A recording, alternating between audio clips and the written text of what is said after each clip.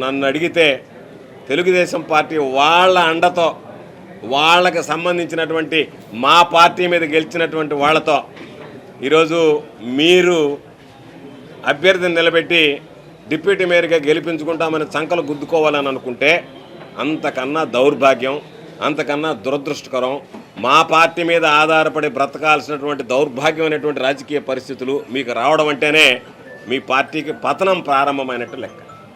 మీ party మీద మీరు గెలిపించుకోలేనటువంటి వాళ్ళు, మీ పార్టీ మీద గెలవనటువంటి వ్యక్తులు మా పార్టీ మీద గెలిచినటువంటి వాళ్ళని మీరు తీసుకువెళ్ళి అక్రమంగా మీద చేర్చుకుని వాళ్ళ ద్వారా ఈరోజు మేము రకరకాలైనటువంటివి వ్యూహాలు అది ఇదని మాట్లాడుతున్నారు. వాళ్ళ ద్వారా మీరు గెలిస్తే అది గెలుపు అనిపించుకుంటుందా?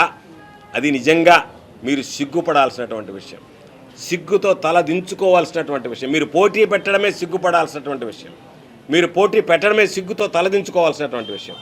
కాబట్టి వైఎస్ఆర్ కాంగ్రెస్ పార్టీ బలముందా బలగముందా అని ఏ రోజు ఆలోచన చేయలే.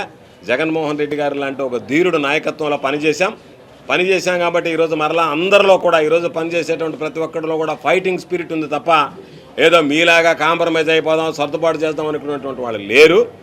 ఈరోజు ఎవరు ఎన్ని రకాలుగా ఉన్నా సరే నిఖార్స్ అయినటువంటి వాడు, అసలు సిసలైనటువంటి వైఎస్ఆర్ కాంగ్రెస్ పార్టీ యోధుడు, వైఎస్ఆర్ కాంగ్రెస్ పార్టీ కార్యకర్తగా ఉండేటువంటి వాడు. గెలుపోవటములతో నాకు సంబంధం లే, లాభ నష్టాలు నేను బేరీజు వేసుకోవటంలే, కష్ట సుఖాల గురించి ఆలోచన చేయడంలే. వైఎస్ఆర్ కాంగ్రెస్ పార్టీ జగన్మోహన్ రెడ్డి గారి నాయకత్వం నాకు శిరోధార్యం అనేటువంటి ఆలోచనతో పనిచేసేటువంటి వాళ్ళు మాత్రం ఈరోజు వైఎస్ఆర్ కాంగ్రెస్ పార్టీలో ఉన్నారు. తరకలన్నీ కూడా ఈరోజు వైఎస్ఆర్ కాంగ్రెస్ పార్టీకి సంబంధించి ఏదైతే ఊదితే గాలివాటాన్ని వెళ్ళిపోతే ఆ విధంగా వెళ్ళిపోయారు. కాబట్టి నేను మరలా కూడా చెప్పేది, తెలుగుదేశం పార్టీ గతంలో చంద్రబాబు నాయుడు చేసి చరిత్రహీనుడిగా మిగిలిపోయాడు. ఈరోజు నేను మరలా గెలిచినటువంటి కార్పొరేటర్లు, ఫిరాయించినటువంటి కార్పొరేటర్లకు నేను ఒకటే విషయం విజ్ఞప్తి చేస్తున్నాను.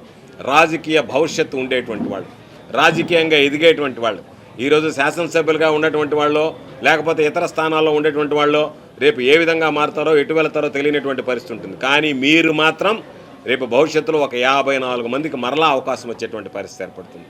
ప్రజల ముందు మీరు దోషులుగా నిలబడతారు. రేపు ఒకవేళ ఇంతటితో మా రాజకీయ జీవితం అంతమైపోయినా పర్వాలేదు అంటే మీరు ఏ నిర్ణయం అనేది తీసుకోవచ్చు. కానీ లేదు, మేము రాజకీయంగా కొనసాగాలి, ప్రజలకు సేవ చేయాలి, ప్రజల్లో ఉండాలి, ప్రజలతో మమేకం కావాలి, రాజకీయ జీవితం ఇంకా కొద్ది రోజులు గడపాలనేటువంటి ఆలోచన నిజంగా పార్టీ ఫిరాయించినటువంటి వైఎస్ఆర్ కాంగ్రెస్ పార్టీ కార్పొరేటర్లకు ఉంటే ఇప్పటికైనా మీరు ఆత్మపరిశీలన చేసుకోండి. ఆత్మపరిశీలన చేసుకొని ఈరోజు ఏం ఫైనల్ కాలేదు, ఒక నిర్ణయానికి రండి. వచ్చి మనందరం కలిసి వైఎస్ఆర్ కాంగ్రెస్ పార్టీ తరఫున దీన్ని ఏ విధంగా ముందుకు వెళ్ళాలనేటువంటి దానికి మీ సూచనలు, సలహాలు, దానితో పాటు మీ సహాయ సహకారాలు అందించి మనందరం కలిసి వైఎస్ఆర్ కాంగ్రెస్ పార్టీ అభ్యర్థిని పెట్టుకుంటే బాగుంటుంది తప్ప ఈరోజు మీతో మిగిలిపోయినటువంటి వాళ్ళు, అరే మాతో పాటు కలిసి పనిచేసాం, అందరం ఒకటిగా ఉన్నాం, ఒక చోట నిలబడ్డాం, ఒక పార్టీ మీద గెలిచాం, ఒక వాణి వినిపించాం, అటువంటిది ఈరోజు భిన్నమైనటువంటి స్వరాలు మాట్లాడాల్సినటువంటి పరిస్థితి ఏర్పడిందని ఆవేదన వ్యక్తం చేసినటువంటి నేపథ్యం. కాబట్టి ఇది మంచిది కాదు, రాజకీయాల్లో మంచి సాంప్రదాయం కాదు, ఎదగాల్సినటువంటి రాజకీయ నాయకులకు మంచి పద్ధతి కాదు.